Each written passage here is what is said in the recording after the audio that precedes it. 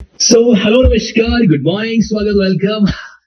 एक नया एपिसोड आज हम शुरू है जो करने वाले हैं। बट एक्चुअल में देखा जाए तो ये नया एपिसोड ऐसा भी नहीं है कि बिल्कुल ही अलग हो। हम जिस सोसाइटी के अंदर, जिस फैमिली के अंदर, जिस समाज में, जिस देश में रहते हैं, वहां पर ऐसे कई सारे एस्पेक्ट होते हैं जो आपको आज की क्लास के अंदर दिखाई देंगे।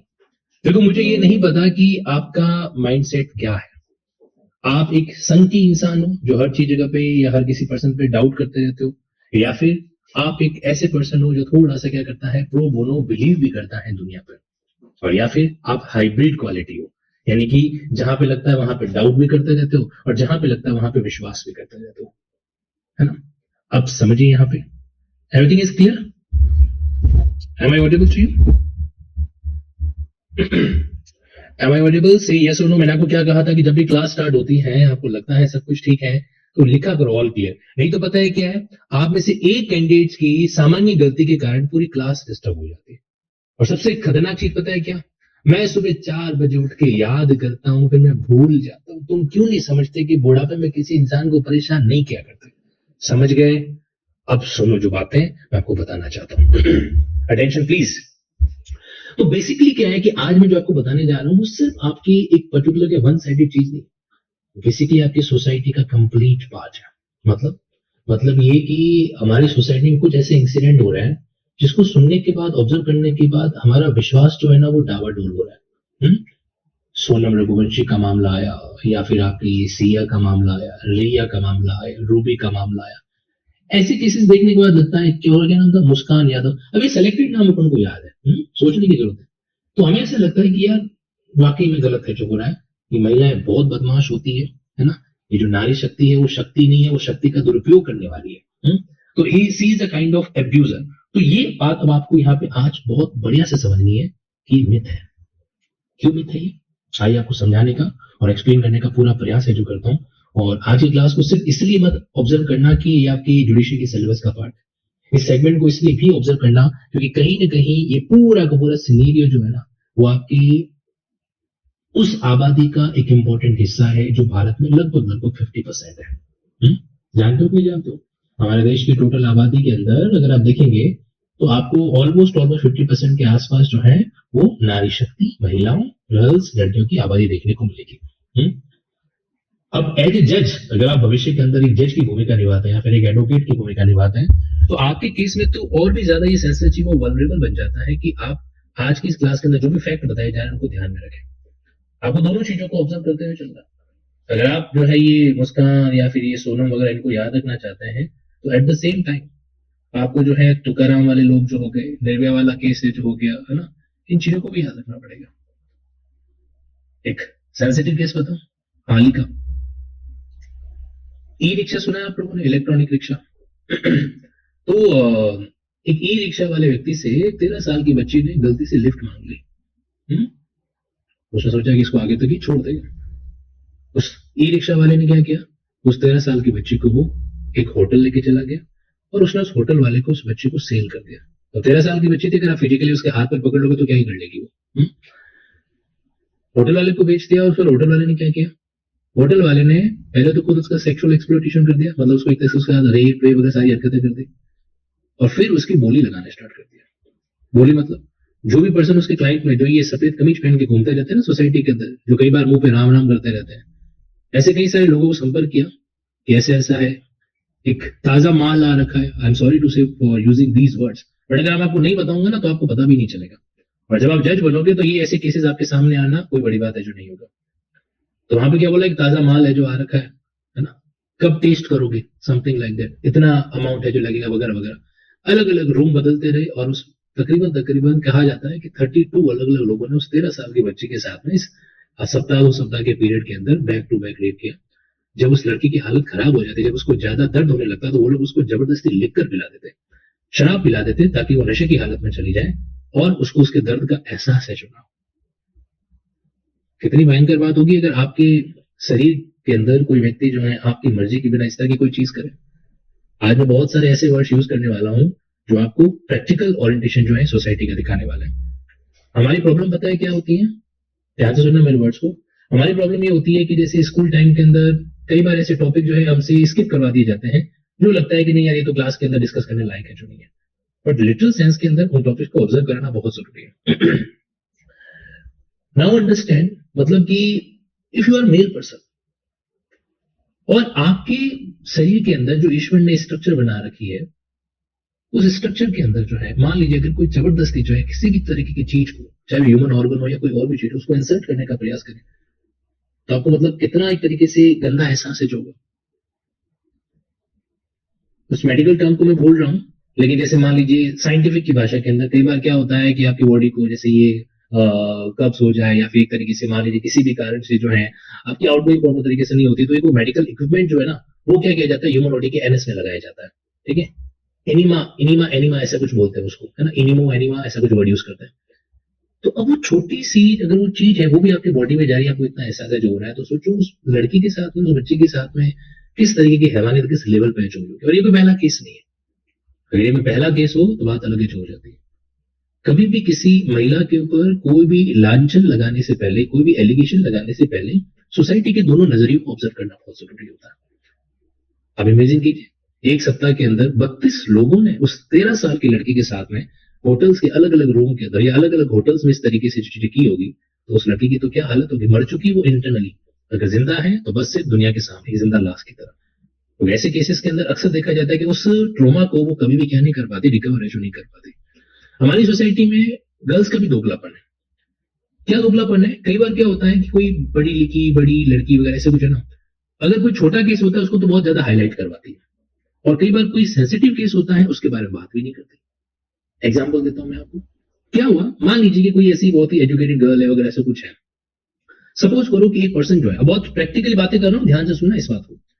सपोज करो कि एक गर्ल है जिसको कोई व्यक्ति क्या कर रहा है, अनावश्यक रूप से मतलब कॉल कर रहा है, मैसेज कर रहा है, हाय हेलो, जबरदस्ती मिलने के लिए क्या करता है, फोर्स करता है, या फिर ऐसी कोई भी चीज है। तो ऐसे केस के अंदर कई बार वो खुद को बहुत ही पैनिक कर देती है।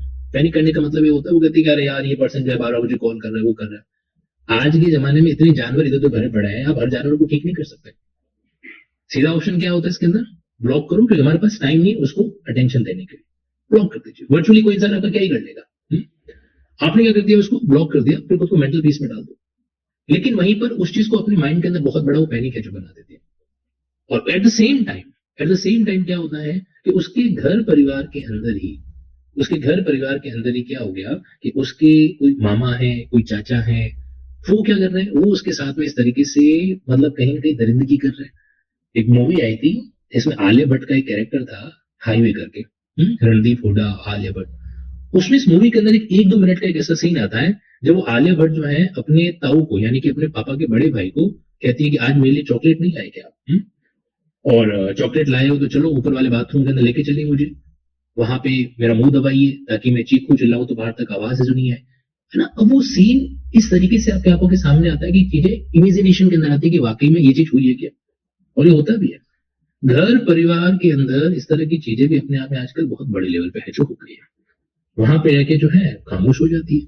We need to find out कि कौन सा मैटर ज्यादा सेंसिटिव है, कौन सा मैटर लेस सेंसिटिव है। ये भी अपने आप में क्या करता है, बहुत मायने जो रखता है। कई बार ऐसा भी होता है कि कोई बहुत बड़ा सेलिब्रिटी है, उसने क्या कर दिया, जैसे मान लीजिए कि सोशल मीडिया का हैंडल यूज करते हुए उसके इंस्टाग्राम पे उसने उसको एक तरीके से कोई मैसेज कैसे कहा, या फिर मान लीजिए उसने पब्लिकली कोई पोस्ट करी जिसमें उसने कुछ ऐसी कोई बात है जो कह दी, वहां पर वो महिला बहुत बड़ा ब्लंडर है जो बनाती है। वो कहती है कि देखो इसने अपनी पब्लिक पोस्ट में ऐसा वैसा लिख दिया, ये कर दिया, वहां पे पूरा महिला आयोग जाग जाता है। बट समटाइम जहां पे नीड होती है वहां पे महिला आयोग आपको दिखाई भी नहीं देता है। Get back to the main thing. तो अब यहाँ पर ये कहना कि मतलब जो है पुरुष समाज खतरे के अंदर है, कोई खतरा वतरा नहीं है। ये जो कुछ इंसिडेंट वगैरह अपने आप में होते हैं उनको अपन जस्टिफाई तो नहीं करेंगे कि ये सही हुए हैं, गलत ये भी है अपने आप में कि भाई इस तरीके से हस्बैंड को या मारने का काम काज जो कर दिया गया, लेकिन महिलाएं कितनी मर रही है वो बताया गया। तो आज जिस टॉपिक के बारे में मैं आपसे बातचीत करने जा रहा हूँ ना, वो इसलिए जरूरी है क्योंकि जब आप फ्यूचर देखो, अगर आप लॉ के स्टूडेंट नहीं होते तो कोई फर्क नहीं पड़ता, लेकिन since you are the student of law, आप सोसाइटी के अंदर ऑटोमेटिकली एक अलग तबके में चले जाते हो जहां से दुनिया एक उम्मीद रखती है। अगर पूरी गली के अंदर एक घर है जो किसी एडवोकेट का है, मैं आपको बताना चाहता हूं वहां पर उस घर के प्रति पूरी गली के अंदर या तो एक अलग रेस्पेक्ट होगा या फिर एक अलग नाराजगी होगी, दोनों में से एक चीज होगी।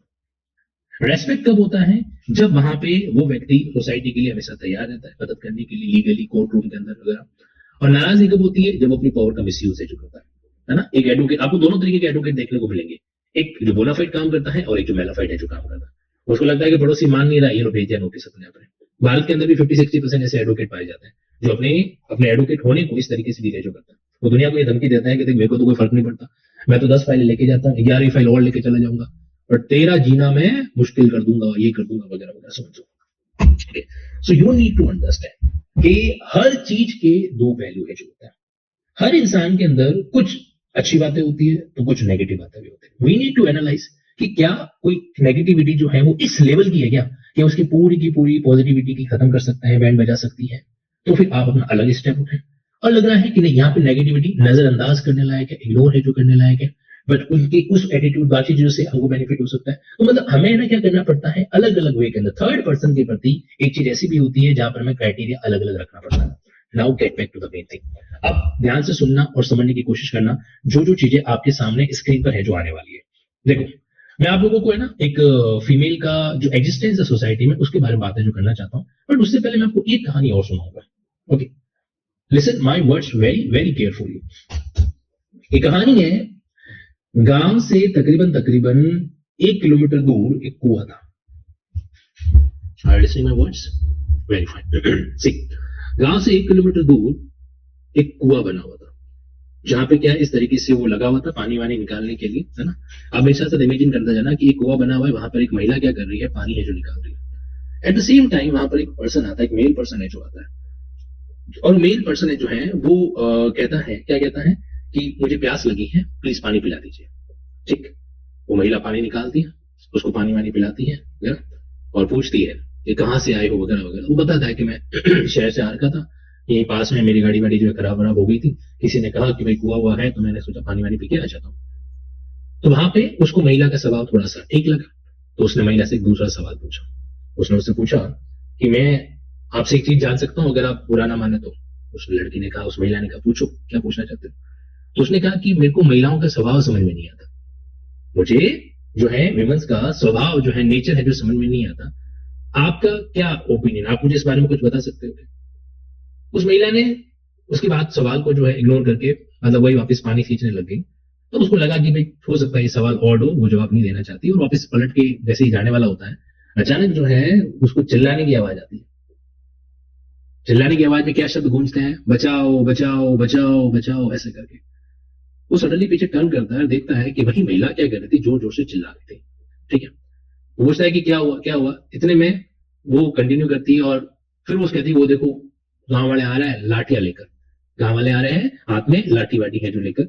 और जब तक गांव वाले उस महिला के पास में या उस व्यक्ति के पास में, कुएं के पास में पहुंचते, उससे पहले महिला क्या करती है, वो जो पानी की बाल्टी वो अपने शरीर के ऊपर डाल देती है। अब उस महिला के सारे कपड़े भीग चुके हैं। ओके, और वो इस हालत के अंदर है कि मान लीजिए उसके साथ में कुछ हुआ हो, कुछ नहीं हुआ वगैरह वगैरह। गांव वाले उसके पास में आते हैं, उस लड़की से पूछते हैं कि क्या हुआ क्या हुआ। तो वहां पे वो इंसान पूरा डर के अंदर, फियर के अंदर।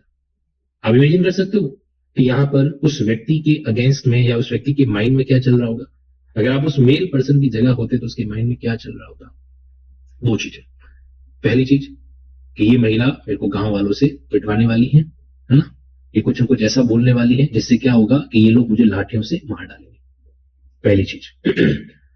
और वो यही सोच रहा था कि वैसा ही कुछ होने वाला है, क्योंकि उसने वही एंगल वहां पे देख रखा है। सोचो, वो महिला कहती है कि मैं कुएं में गिर गई थी और ये बाबूजी ने मेरे को बचाया। क्या वर्ड यूज किया उसने, मैं कुएं में गिर गई थी और इन बाबूजी ने मेरे को बचाया, ये उसने बात कही। तो गांव वालों ने उस व्यक्ति का धन्यवाद दिया, फिर उसको गांव भी लेके गए, खाना वाना भी खिलाया और सम्मान के साथ उसको वापस उन्होंने विदा कर दिया।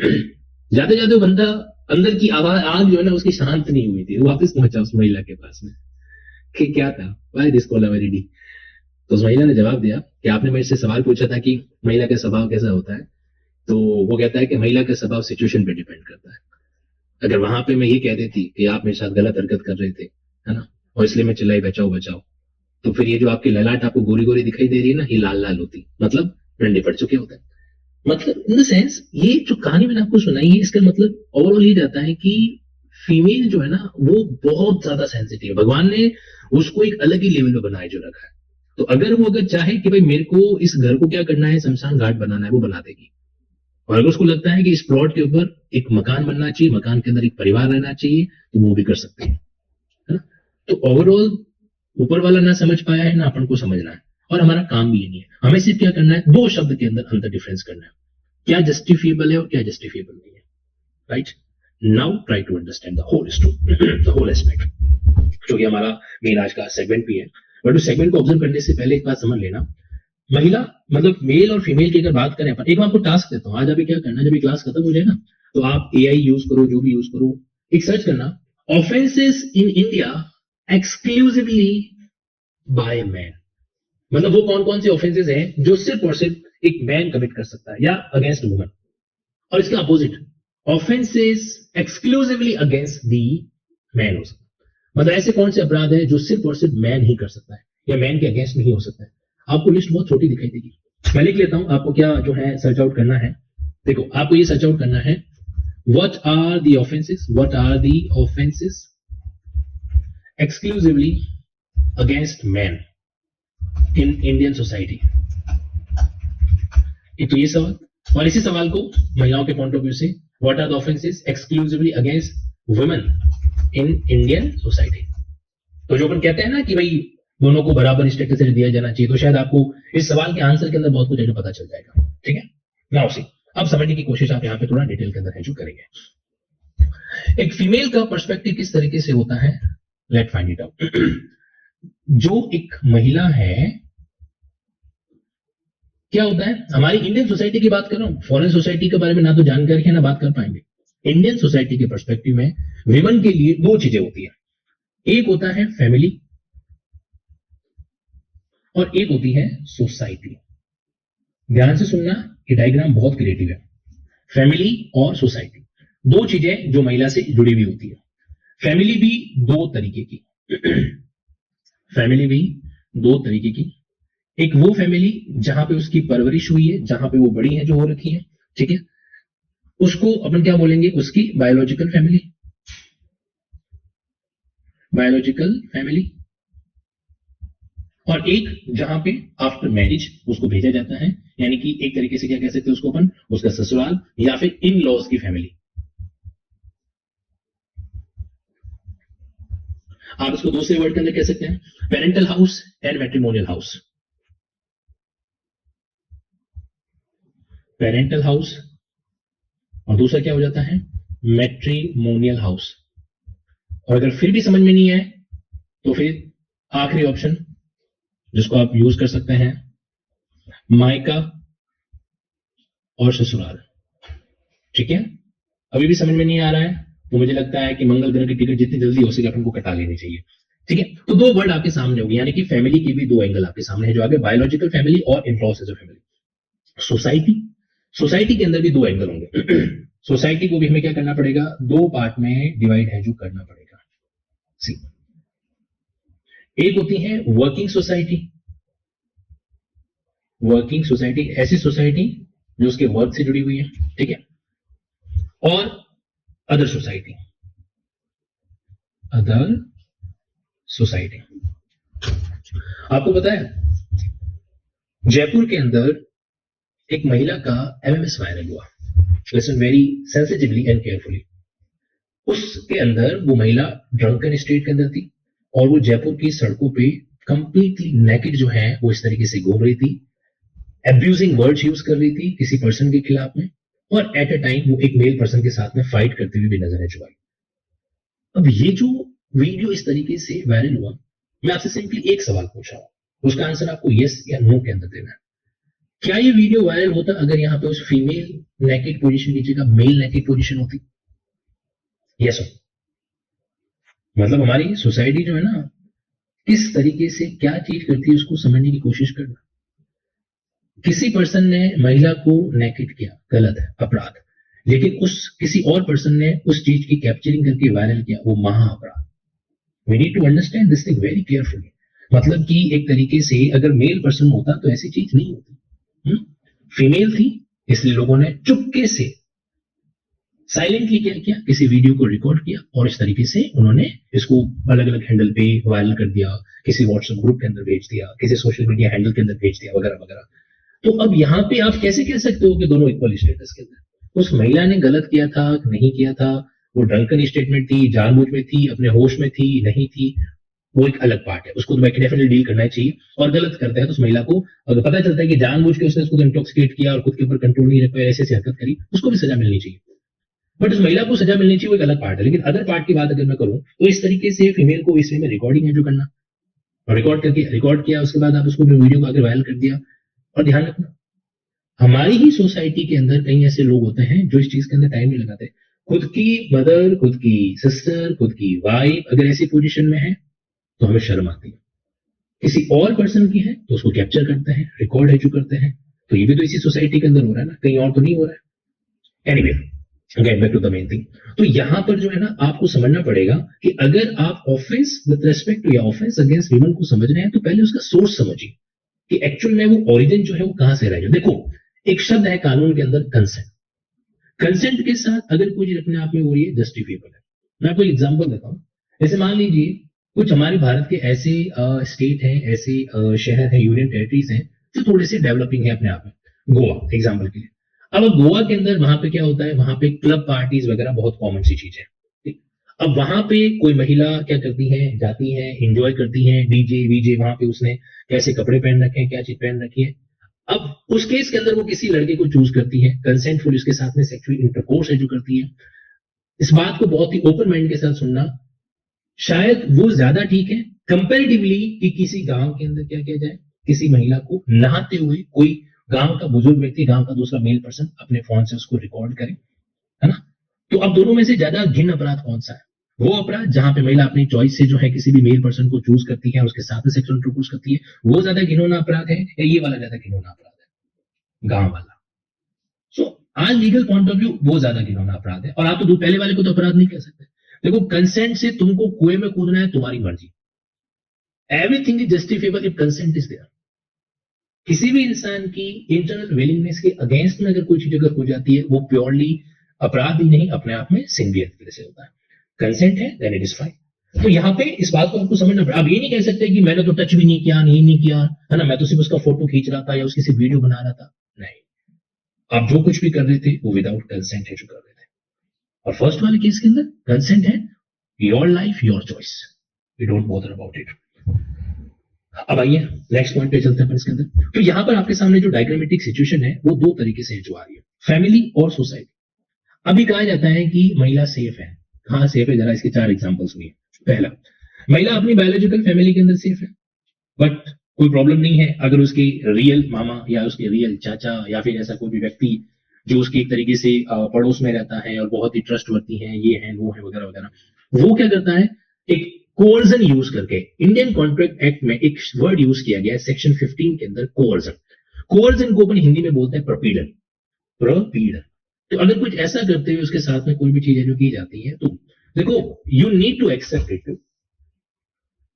मेल के फिजिकल ऑर्गन में इस दुनिया की कोई इतनी रुचि नहीं, फीमेल की बॉडी के हर ऑर्गन में दुनिया की रुचि। कई बार तो ऐसा भी होता है जहां पे मतलब कोई व्यक्ति जो है जबरदस्ती यहां से अपना जो है एक तरीके से शोल्डर पास में बैठी महिला से टच करने की कोशिश है जो करता है, और उसको उसी के अंदर भी खुशी है जो मिल रही है। अब देखा जाए तो भाई आपने शोल्डर को टच किया हुआ, लेकिन नहीं, यहाँ पे जो उसकी सनक है अपने आप में, यहाँ पे जो उसकी लस्ट है वो उस लेवल की है। पैर से पैर टच करना जबरदस्ती। कई बार अक्सर ऐसा होता है बसेस के अंदर, ट्रेन के अंदर जो है, मान लीजिए जहां पे फीमेल कोई सीट है तो दूसरा पर्सन इसलिए बैठता है ताकि बीच में उस महिला को क्या कर सके, अपनी बॉडी से टच है जो कर सके। ऐसा भी होता है। अब हमें लगता है कि इसमें तो कौन सा है, दोनों ने अपने आप पे क्या कहते हैं फुल कपड़े पहन रखे हैं, ऐसे टच से क्या ही होता है, नहीं, वहां पर भी क्या है, अनकपड़ा। सोचो अगर कोई आपके साथ ऐसा करे तो इमेजिन करो कि मतलब कोई इंसान जो है वो अपना हैंड आपके प्राइवेट पार्ट पे रखे, भले आपने कपड़े पहन रखे हो, तो वहां पे हमें किस तरीके की, एक तरीके से घुटन, किस तरीके गंदापन है जो महसूस होगा। तो वो चीज फीमेल को लगभग कहीं थी, ऑलमोस्ट हर दूसरी क्या, लगभग हर फीमेल को जो अपनी लाइफ के अंदर कहीं ना कहीं इस तरह का एटमोस्फेयर जो है एक बार देखने को मिल ही जाता है। चाहे छोटी एज में मिले, चाहे बड़ी एज में मिले, या ओल्ड एज के अंदर मिले। ओल्ड एज पर्सन को भी ओल्ड एज होता है। एक बहुत ही मैं आपको ना गंदी बात बता रहा हूँ, yes, totally dirty thing, but reality ये है कि अगर भारत में प्रोस्टिट्यूशन का साम्राज्य ना होना, इस चीज को आप ना एक उस वे में सोचने की कोशिश करना, अगर भारत के अंदर प्रोस्टिट्यूशन का साम्राज्य ना हो तो रेप के इंसिडेंट ऑलमोस्ट ट्वाइस और थ्राइस हो जाएंगे। रेप के इंसिडेंट ट्वाइस और थ्राइस हो जाएंगे, क्योंकि जब ऐसे लोगों को, जैसे लस्टी पर्सन को कोई सनक कैचो लगती है ना, तो उस केस में उसको लगता है कि यार चलो ठीक है, अपन गए वहां पे 5, 10, 15 जो भी वो लगता है वो पे करके आ गए, और उसको उस क्या कहते हैं प्रोस्टिट्यूशन के अंदर वहां पे जाकर उसको पे किया और अपनी ये जो फिजिकल नीड फुलफिल करके आ गए। लेकिन अगर उसके पास ऐसा कोई ऑप्शन नहीं है, तो वो फिर अपनी गंदी नजरें कहां पर लगाएगा? अपने आसपास की जो भी फीमेल उसके सराउंडिंग में घूम रही है उसके ऊपर जो है अपनी लस्ट को क्या करने का, सेटिस्फाइड करने का प्रयास करेगा। अब ये बात, आई अपोलोजाइज, शायद कहने के अंदर एक लॉ की क्लास के अंदर अच्छी नहीं लगती है, भारत में प्रोस्टिट्यूशन को अपन लॉफुली वैलिड है जो नहीं कह सकते, गलत है गलत अपने आप में। लेकिन एट सर्टेन एक्सटेंट मतलब एक प्रोस्टिट्यूट न जाने कितनी लड़कियों को रेप से बचा रही है इनडायरेक्टली, फर्दर, क्योंकि आप हर जगह पे पुलिस तो खड़ी नहीं कर सकते। अब परिवार के अंदर कौन सी पुलिस खड़ी कर दोगे? एक माँ के भाई ने उससे कहा कि मैं भांजी को घुमाने लेके जा रहा हूं, तो क्या उसकी माँ अपने उस भाई पे जिसके साथ वो बड़ी हो रही है पहले ये डाउट करेगी उसकी बेटी के साथ ले जाके गलत काम करेगा? वो ये तो नहीं सोचेगी। Anyway, so there are lot of things, मतलब हम इस टॉपिक को जितना डिस्कस करें उतना एक तरीके से वो अपने आप में कम एज होगा। तो आप जरा इसके सोर्सेस को समझो कि कहां से चीज अराइज एज होती है। तो एक महिला के लिए दो पार्ट होते हैं। पहला जो पार्ट होता है वो होता है फैमिली, सेकंड जो पार्ट होता है वो होता है सोसाइटी। ओके, अब देखो, बायोलॉजिकल फैमिली के अंदर भी कई सारी चीजें होती है। सबसे पहली चीज मैं आपको बताता हूं, जब वो पैदा होती है वहीं से स्टार्ट हो जाता है। ठीक, पैदा होती है और कई बार तो पैदा होने भी नहीं देते, ठीक, जिसको अपन लोग फीमेल फोइटिसाइड है जो एक तरीके से कहते हैं। तो यहाँ पर क्या हो रहा है? सबसे पहले तो डिमांड ऑफ सन, ये पहला अपराध महिला के खिलाफ यहीं से हो जाता है, डिमांड ऑफ सन। ये चीज है जो यहाँ पे अराइज हो जाती है। लड़का चाहिए था, लड़की आ गई। फर्स्ट पॉइंट पे ही पेरेंट्स खुद, जिन माता पिता ने जन्म दिया है वही डिस्क्रिमिनेटिव है जो अपने आप में हो जाता है। सिर्फ पेरेंट्स तो आखिर पेरेंट्स होते हैं, माता पिता जो है वो गलत थोड़ा ना कर सकते हैं किसी लड़की के साथ में। गलत, आपके सामने ऐसे कई सारे इंसिडेंट आ जाएंगे जहां माता पिता ने सारी हदें पार कर रखी हैं अपनी गलतियों को करने में। अब सोचो कि उनके माइंड में ये था कि मेरे को एक लड़का चाहिए, लड़का चाहिए, लड़का चाहिए, लड़का चाहिए, एक्सपेक्टेशन उस लेवल की। और एक्सपेक्टेशन से अकॉर्डिंग इंसान को अगर कोई चीज ऐसी मिले जो बिल्कुल ही अपोजिट हो, वो भड़क जाता है। आप लोगों ने लिंकिंग ऐप पर पैसा पे किया, मैं आपके सामने वो एग्जांपल दे रहा हूं जो सीधी आपकी नब्ज को चुभाएगा। आपने लिंकिंग ऐप पर मान लीजिए पैसा पे किया, अगले दिन आप क्लास के अंदर आए और लाइव क्लास के अंदर जो है आपको ऐसा पढ़ाया कि कुछ भी पल्ले नहीं पड़ा। आपको लगा कि यार ये क्या है, ये सब दोगले है, यूट्यूब पे तो ऐसा पढ़ाते हैं और यहाँ इतना गंदा पढ़ा रहे हैं, कुछ समझ में नहीं आ रहा है, बाउंसर जा रहा है सारा का सारा मामला। तो आप क्या करोगे? आपके पास चॉइस है, आप या तो लीगल नोटिस भेज दोगे या कंज्यूमर कोर्ट चले जाओगे, और या फिर क्या कर लोगे, रिफंड वगैरह के लिए और कुछ नहीं बैठा तो फिर यूट्यूब कम्युनिटी जिंदाबाद, कमेंट बॉक्स, अरे कोई ज्वाइन मत करना है इनको, लिंकिंग लोग को, ऐसा वैसा, मतलब आप अपनी भड़ास निकालोगे ना DVD. Now listen very carefully. अब क्या होता है? अब उस केस के अंदर आपकी एक्सपेक्टेशन लड़का चाहिए था और वहां पे लड़की पैदा हो गई। अब ये टॉपिक डिस्कस करने चलेंगे ना कि लड़का क्यों चाहिए, तो इसकी बहुत लंबी चौड़ी कहानी है, वो तो और टॉपिक लंबा चढ़ जाएगा। बट सबसे बड़ा जो रीजन है वो ये है, पेरेंट्स को अपने इन्वेस्टमेंट का रिटर्न चाहिए। पेरेंट्स को अपने इन्वेस्टमेंट का रिटर्न चाहिए, मतलब वो कह रहे हैं कि हम बड़ा करेंगे, बड़ा करके फिर हमारे बुढ़ापे के अंदर हमको सहारा चाहिए। हमारे बुढ़ापे के अंदर हमको क्या चाहिए? सहारा चाहिए। मतलब लड़का है तो वो हमारी ओल्ड एज के अंदर क्या करेगा, इस तरीके से हमारी मदद है जो करेगा, हमारा कोई भी काम काज होगा तो उसको फुलफिल है जो करेगा, वगैरह वगैरह। ये वंश आगे बढ़ाना सब नौटंकी है। अपन कोई राजा महाराजा के खानदान से तो है नहीं कि हमारा वंश आगे बढ़ना चाहिए, मुगल शासन खत्म नहीं होना चाहिए, ऐसा वैसा तो सीन है नहीं। आजकल भारत के अंदर कितनी लाखों जातियां हैं, पहचानता ही नहीं है कोई कि तुम्हारा वंश है भी कौन सा है कि नहीं है। They don't care about it. Literal sense के अंदर ये बात सिर्फ एक बहाना है कि वंश आगे बढ़ाना है। लिटरल सेंस में जो सबसे बड़ी नीड है वो ये है, पहली बात तो ये कि बुढ़ापे में सहारा कौन बनेगा, नंबर 2 जो कुछ हमारा है उसको आगे, यानी कि जो हमारा प्रॉपर्टी इसका अपन क्या करेंगे। So there are lot of things, है ना। इनमें सबसे बड़ा चीज यही होता है। अगर अपन इस चीज को खत्म करना है, और यहां पर अगर ये मेंशन कर दिया जाए कि भारत में मैंडेटरी जब कभी भी शादी होती है तो शादी के एग्रीमेंट के अंदर उन दोनों लोगों पे, लड़के और लड़की के ऊपर ये लाइबिलिटी होगी कि दोनों पेरेंट्स को जो क्या करेंगे, मेंटेन करेंगे। अगर ये चीज लीगली इंपोज है जो कर दी जाए ना, तो शायद वहां पे आपको अलग सेंस देखने को मिल जाएगा। Anyway, get back to the main thing. तो यहाँ पर आपके सामने डिमांड ऑप्शन, अब वहीं से उसके साथ डिस्क्रिमिनेशन स्टार्ट हो जाता है। अब एक और कहानी मैं आप लोगों को सुनाने की कोशिश करता हूं ताकि आप उस पॉइंट ऑफ व्यू को भी इस वे के अंदर ऑब्जर्व करने का प्रयास है जो करेंगे। देखो, आप लोगों ने अपने आसपास जो है ना, डेफिनेटली कोई ऐसी फैमिली देखी होगी जिसमें 4-5 लड़कियां, और 4-5 लड़कियों की बाद में या तो एक छोटा भाई होगा और या फिर वो भाई भी नहीं होगा, सिर्फ 4-5 लड़कियां उस फैमिली के अंदर है जो होती है। अगर आप में से जाने अनजाने मेरा ये एग्जांपल अगर आप लोगों से किसी से भी कनेक्ट कर रहा है तो आप प्लीज ऐसा मत सोचिएगा कि मैं जानबूझ के आपको यहाँ पे इस क्लास के अंदर हैरेस करना चाहता हूँ, नहीं। मैं आपको सिर्फ रियलिटी जो है वो बताने का प्रयास है जो करना चाहता हूँ। 4-5 गर्ल्स क्यों हो गई? अब इसके बारे में अगर आप सोचने में जाएंगे ना, तो पता चलेगा कि शुरुआत में एक दो गर्ल्स हुई तब तक तो ठीक था, उसके बाद में उनको लड़का चाहिए था, और वो जो लड़के की माँ है ना, जिसको अपन सो कॉल्ड सासू माँ बोलते हैं, उसको एक डिमांड थी, पोता चाहिए पोता चाहिए पोता चाहिए। तो उस एक पोते के चक्कर में कई सारी पोतियां होती चली गई, एक लड़के के चक्कर में कई सारी लड़कियां पैदा हो गई, और उन लड़कियों को फिर जिस तरीके से जो ट्रीटमेंट दिया जाता है वो बहुत ही बेकार, बहुत ही खतरनाक टाइप का होता है। इन द सेंस उनका लालन पालन जो है ना, वो किया नहीं जाता है, वो बड़े बड़े अपने आप बड़ी हो जाती है, ऐसा सेंस वहां पर आपको देखने को मिलेगा।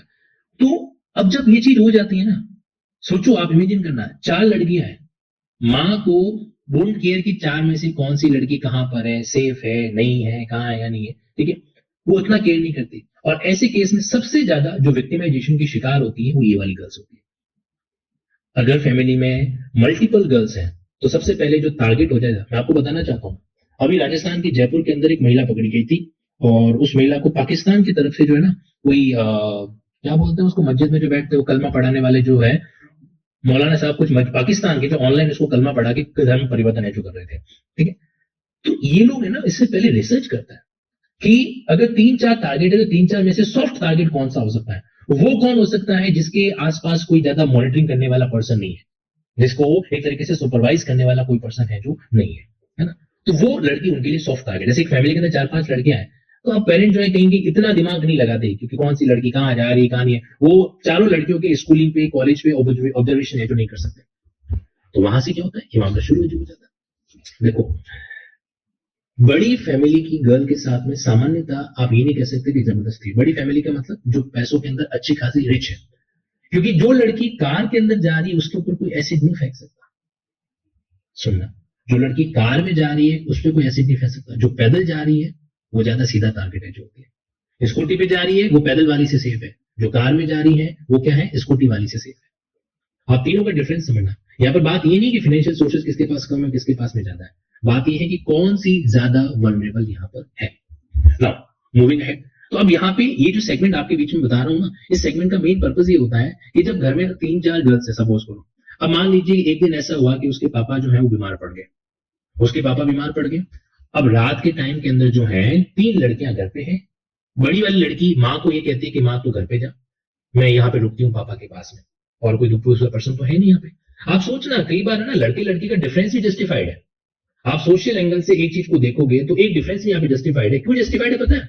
नेगेटिव वे में जस्टिफाइड है। मैं आपको एग्जांपल देता हूँ। घर के अंदर 5 लोग हैं, 6 लोग हैं, 4 लड़कियां, एक माँ और एक पिता। अब क्या हुआ कि पिता की अचानक तबीयत खराब हो जाती है, पिता हॉस्पिटल के अंदर एडमिट है, माँ और बड़ी वाली बेटी वहां पे जाती है, वो पिता के पास में एक तरीके से कुछ टाइम तक रुकती है वगैरह। और फिर क्या होता है, फिर रात का टाइम था, 8-9 समथिंग कुछ बज गए। तो अब यहाँ पर क्या होता है, 2 ऑप्शन है, या तो माँ वहां रुके और वो बड़ी वाली बहन घर पे जाए, या फिर वो बड़ी वाली बेटी जो है वो हॉस्पिटल रुके और माँ घर पे जाए। क्या डिसीजन लिया गया कि बड़ी वाली बेटी वहां पे रुकेगी और माँ क्या करेगी, घर पे जाएगी। फादर अनकॉन्शियस हालत के अंदर बेड पे लेटा हुआ है हॉस्पिटल के अंदर, अब वो उसकी लड़की वहां पे रात को रुकी हुई है। अब इमेजिन करो आप, प्राइवेट हॉस्पिटल है, कैमरा वैमरा लगे हुए हैं, आप सिक्योरिटी के बारे में फिर भी एश्योरेंस दे सकते हो। गवर्नमेंट हॉस्पिटल है तो गवर्नमेंट हॉस्पिटल में तो कोई सीसीटीवी कैमरास होते नहीं है कि वहां पर मॉनिटरिंग की जा सके, ऑब्जर्वेशन है जो किया जा सके। अब ऐसी सिचुएशन के अंदर क्या गारंटी है कि वो लड़की रात भर सेफ रहेगी? आप लोग सोच के सरप्राइज होगा कि जिस हॉस्पिटल के एक बेड पे एक पेशेंट लेटा हुआ है, उसके साथ में उसकी बेटी रुकी हुई है, और मान लीजिए वही कोई दूसरा बेड है, वहां पे कोई मेल पर्सन रुका हुआ है, और मेल पर्सन मतलब अटेंडेंट के रूप में मेल पर्सन रुका हुआ है, नहीं चूकते, वो मौका देखते हैं, कोई नहीं है वहां पे, सिर्फ वो लड़कियां वगैरह है, तो इस तरीके से बात करने के बहाने कहेंगे जो है वो चीजें उसको लर्न करने का प्रयास है जो करते हैं, वो चीजें उसको से क्या करते हैं, गलत चीजें करने का एफर्ट भी है जो कर लेते हैं। और मुझे बताओ वो लड़की कहाँ कहाँ फाइट करेगी? वो ये फाइट करेगी कि उसका पिता बेड पे लेटा हुआ है, या ये फाइट करेगी कि पुलिस थाने में जाकर उस व्यक्ति के खिलाफ शिकायत करे। और पुलिस थाना क्या ये सेफ है क्या? आप समझना, हर एंगल, फैमिली वहां पे सेफ्टी का माहौल नहीं मिल रहा है, हॉस्पिटल के अंदर है, मजबूरी के अंदर है, वहां पे सेफ्टी का माहौल नहीं मिल रहा है, हॉस्पिटल से पुलिस थाने गई, वहां पे सेफ्टी की आप गारंटी नहीं ले सकते।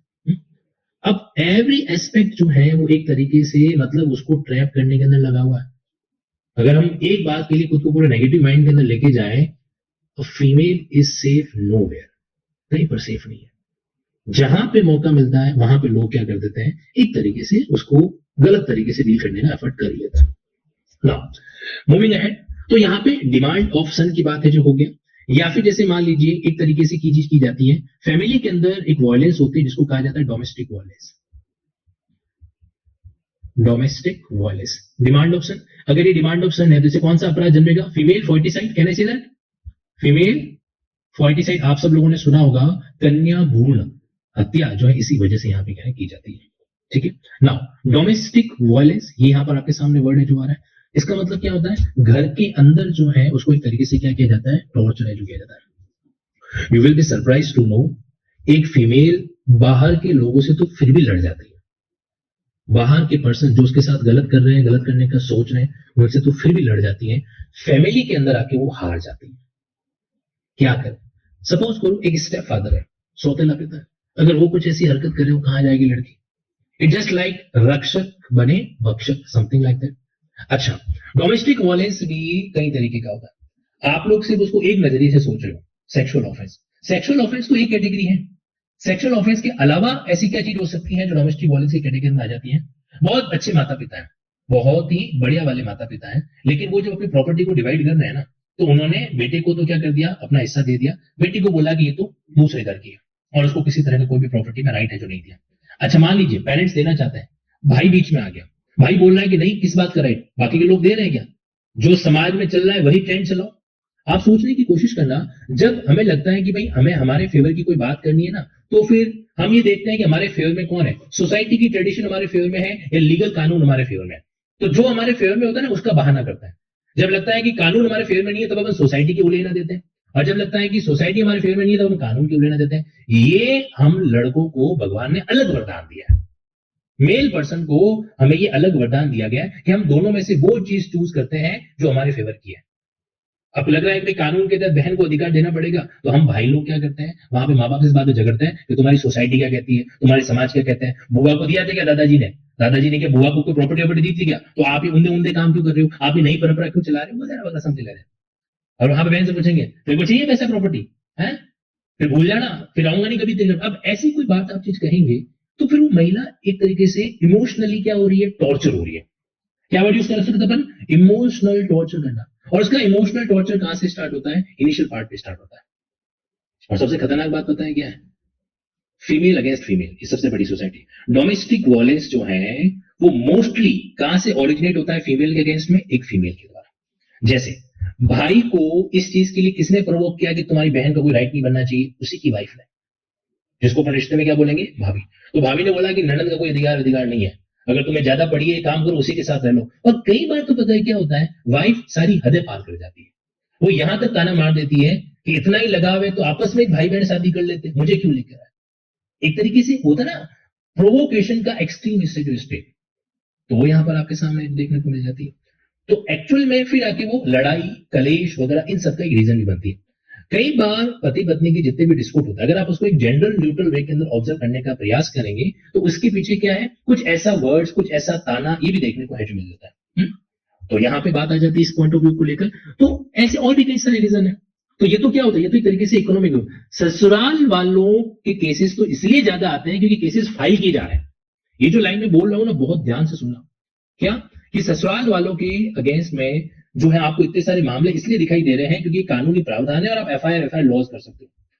फैमिली के अंदर जो महिला का, जो लड़की का इस तरीके से जो अब्यूज किया जाता है, उसके रिगार्डिंग केसेस कम क्यों है? क्योंकि वो महिला कभी भी फैमिली के अगेंस्ट में जाके कोई चीज ऐसी दर्ज कराती नहीं है।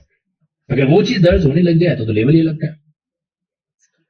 किसी ने कहा कि तलाक के जितने मामले क्यों होते हैं, एक पर्सन ने आउट ऑफ क्यूरियोसिटी जो है एक सवाल पूछा कि तलाक के इतने सारे मैटर क्यों होते हैं, मतलब पति पत्नी के बीच में ही जो है ऐसी चीजें क्यों होती है? सिर्फ पति पत्नी के बीच में नहीं होती है, ये हर रिश्ते के अंदर होती है। ये भाई भाई के अंदर होती है, भाई बहन के अंदर जो होती है, बाप बेटी के अंदर होती है, माँ बेटे के बीच में जो होती है, हर रिश्ते के अंदर आपको कलेश तो दिखाई दे ही जाएगा। बट प्रॉब्लम क्या है, कानून बनाने वालों ने तलाक का सिस्टम सिर्फ पति पत्नी के केस में दे रखा है, इसलिए वहां पर तलाक के मामले आ जाते हैं। वरना अगर ये सीन आ जाए कि भाई एक बेटी अपने पिता से तलाक ले सकती है, I am sorry for my words, आप इसको अन्यथा मत लीजिएगा। यहाँ पे तलाक से मेरा मतलब है सेपरेशन, कि आप उसको बिल्कुल लीगली क्या कर सकते हो, खुद को एक तरीके से डिसआउन है जो कर रहे हो, है ना। अगर पता चल जाए कि एक बाप जो है वो कानूनी तरीके से अपने बेटे को डिसआउन कर सकता है, या एक बेटा बेटी अपने माता पिता को लीगल तरीके से डिसआउन कर सकता है, तो आपको क्या लगता है ऐसे केसेस नहीं आएंगे? अरे कई सारे केसेस आएंगे। जब मेरे को लगता है कि भाई मेरे को बुढ़ापे के अंदर अपने पेरेंट्स की मेंटेनेंस का जिम्मेदारी नहीं लेना है, मैं क्या कर दूंगा, मैं कोर्ट में जाके अपने पेरेंट्स के खिलाफ जिसको अपन सेपरेशन कह दो, तलाक कह दो, कुछ भी कह दो, ऐसी चीज फाइल कर दूंगा। बट फॉर्चुनेटली भारत में ऐसा सिस्टम नहीं है। अब सिस्टम नहीं है तो ऐसे केसेस आते नहीं है, सिस्टम नहीं है तो ऐसे केसेस वहां पे आते नहीं है। लेकिन अगर आने वाले टाइम के अंदर ऐसा हो गया कि बहन जो है वो भाई से लीगली सेपरेशन लेना चाहती है, या भाई बहन से लीगली सेपरेशन लेना चाहता है, तो इस उम्मीद में मत रहना कि ऐसे केसेस आएंगे नहीं। आज भी कई बार ऐसा होता है कि गर्ल्स को सफर करना पड़ता है। मैं आपको एक इंसिडेंट इसलिए में पॉजिटिव में सुनाना चाहता हूं, आप इसको पॉजिटिव वे के अंदर लीजिएगा। मान लीजिए कि बड़ी वाली बेटी का किसी भी कारण से मैट्रिमोनियल जो है रिश्ता नहीं सेट पाया, वो वापस घर पे है जो आ गई, या फिर उसके पति ने उसको घर से निकाल दिया, उसके साथ मारपीट कर दी, जो भी कर दी, वो घर पे आके बैठ गई। कौन? बड़ी वाली बेटी। अब बड़ी वाली बेटी की शादी हो गई 26 साल की उम्र के अंदर, वापस घर पे आके बैठ गई। अब उसकी उम्र बढ़ते बढ़ते 32 साल हो गई है। उसकी एक छोटी सी बहन है जो 2 साल छोटी है, अब वो 30 साल की हो चुकी है। कितने? 30 ईयर्स की होगी। लेकिन वो पेरेंट्स जो हैं वो अभी भी बड़ी बेटी का वो जो क्या कहते हैं डिलेमा है जो वो लेके बैठे हैं, और छोटी वाली बेटी के बारे में नहीं सोच रहे। वो लड़की बड़ी होते होते 30 साल की रहती है। मैं आपको बताना चाहता हूं 3 इंसिडेंट, ठीक है? और इनमें से एक इंसिडेंट तो बहुत ही ज्यादा पर्सनल भी है, वो मैं आपके साथ शेयर जो करूंगा। इसलिए कर रहा हूं ताकि आप इस चीज को इमोशनली, देखो कानून को भी इमोशनली कनेक्ट नहीं करेंगे तो हम शायद नहीं समझ पाएंगे। पहला इंसिडेंट ये कि बड़ी वाली बेटी किसी कारण से उसकी शादी वादी नहीं बन पाई, वापस आ गई घर पे। अब उसका जो है खामियाजा या उसका जो प्रभाव है छोटी वाली के केस में पड़ रहा है। छोटी वाली के केस के अंदर पेरेंट्स क्या नहीं कर रहे, मान लीजिए कहीं पर जो है बातचीत नहीं चला रहे, या फिर जो है छोटी वाली बेटी को स्ट्रोमा से गुजरना पड़ रहा है। सोसाइटी ये कह रही है बड़ी वाली ऐसे निकली, छोटी वाली की क्या गारंटी। एक ऐसा इंसिडेंट। एक ऐसा इंसिडेंट मैं आपको एक चीज बताऊं कि हमारे ही आसपास के अंदर एक रिलेटिव की फैमिली, जब उनके घर के अंदर उनकी लड़की 15 साल की थी, तभी से उसकी माँ स्टार्ट हो गई कि मैं बेटी की शादी करनी है, शादी करनी है, शादी करनी है। सुनना अच्छे से इसको।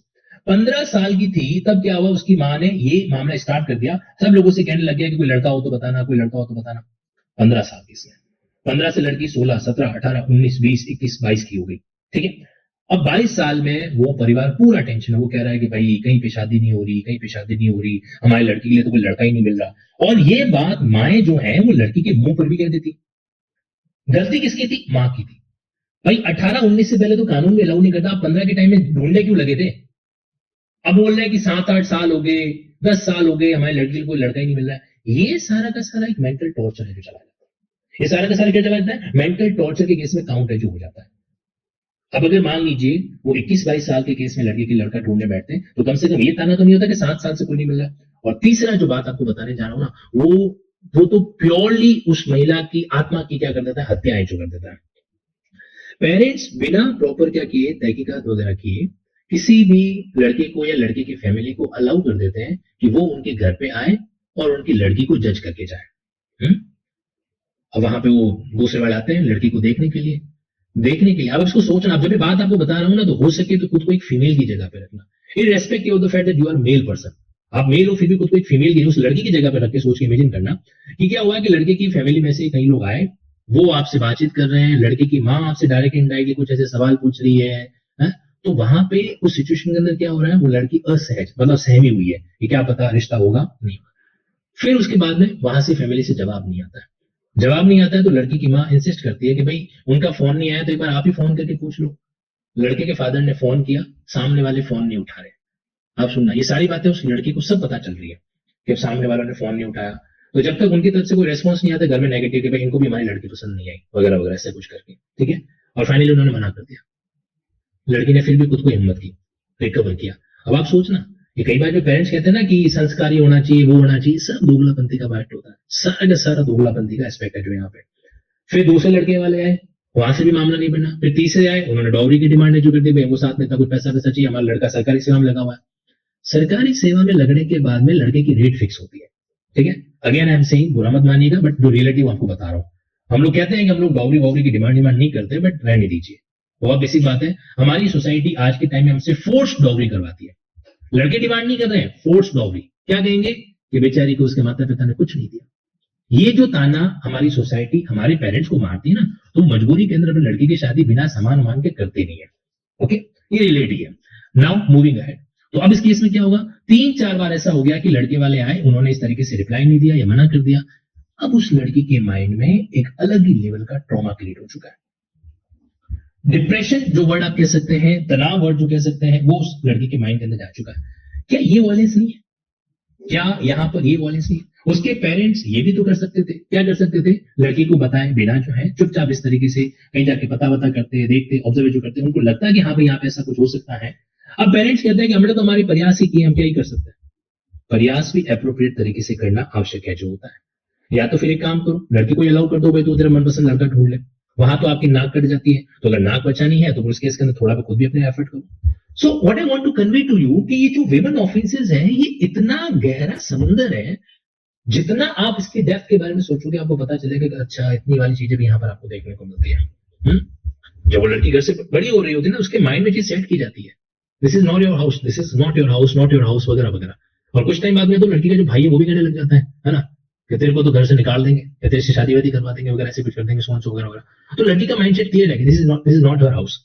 और वो अगर प्रॉपर्टी क्लेम करेगी तो उसका भाई से रिश्ता तोड़ देगा, ये भी उसके माइंड के अंदर है जो क्लियर है। ऐसे केसेस के अंदर अब आप सुनना, तलाक की सबसे बड़ी वजह, सबसे बड़ा रीजन कई बार पेरेंट्स बन जाते हैं। वो लड़की दूसरे वाले घर में गई, मैट्रिमोनियल हाउस में गई, और वहां पे किसी बात को लेकर छोटा डिस्प्यूट हुआ, और आदमी ने तुरंत कह दिया कि तू अपने घर चली जा। क्या कह दिया? आप लोग कई बार है ना वन साइडेड डिसीजन लेते हो।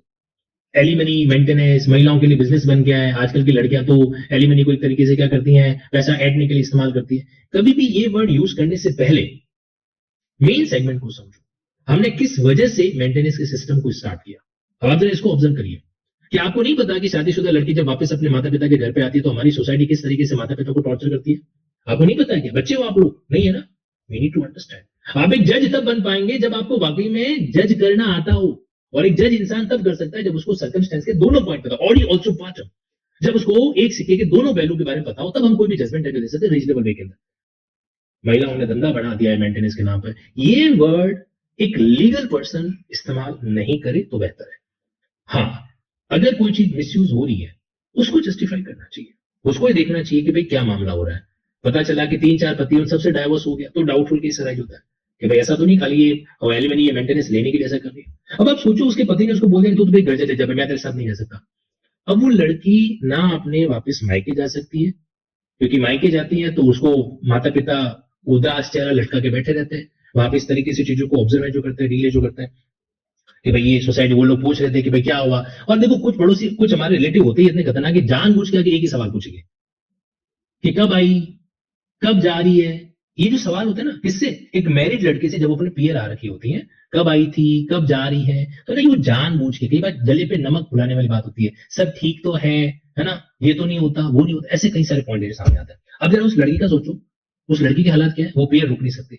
मैं आप लोगों को बताना चाहता हूं, ऐसी कई फीमेल जो है मैरिड पर्सन है, जो जिस शहर में उसके माता पिता रह रहे हैं ना, वो उसी शहर के अंदर किसी पीजी में रह रही है या कोई और घर किराए पे लेके रह रही है, अकेली रह रही है, बट अपने माता पिता के साथ नहीं रह पा रही। ऐसा क्यों? क्योंकि उसके पास कोई तीसरा रास्ता ही नहीं है।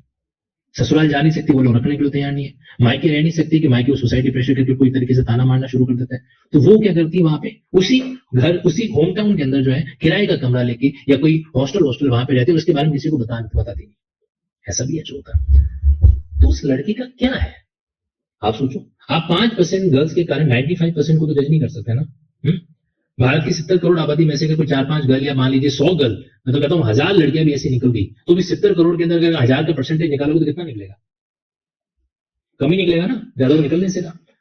सो what I want to convey to you कि जो कानून आप पढ़ने वाले हो आगे की क्लासेस के अंदर, ये कानून नीड है, और अभी भी इस नीड की जरूरत है। अभी भी इस नीड की अपने आप में जरूरत तरीके से होती है। और ये टॉपिक हम लोग क्या करेंगे, डिटेल में डिस्कस करेंगे। मैं आपको ये माइनर लॉ सिर्फ टाइम पास के लिए नहीं पढ़ाऊंगा, मैं इस माइनर लॉ को आपको बहुत प्रैक्टिकली पढ़ाने वाला हूं, जहां पे आवश्यकता पड़ेगी मैं कोर्ट के जजमेंट, ट्रायल कोर्ट के जजमेंट भी आपके सामने रखूंगा, ताकि हम चीजों को ऑब्जर्व कर सकें। क्योंकि अगर आज आप लोगों ने चीजों को ऑब्जर्व नहीं किया, तो जब आपके सामने सिचुएशन आएगी आप उसको एनालिसिस नहीं कर पाएंगे। ओके जी, thank you so much for this session, see you again, और मिलते हैं नेक्स्ट सेशन के अंदर। तब तक take care, tata, bye bye.